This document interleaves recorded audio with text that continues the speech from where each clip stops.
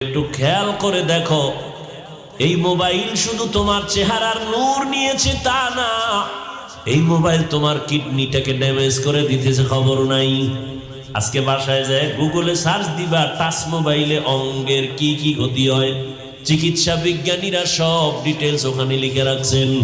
এই মোবাইলের দিকে তাকানোর কারণে, ব্যবহারের কারণে ব্রেন দুর্বল, হার্ট দুর্বল, কিডনি দুর্বল, কানের শক্তি দুর্বল, চোখের পাওয়ার যাইতেছে, বুকে ব্যথা বেড়ে যাইতেছে।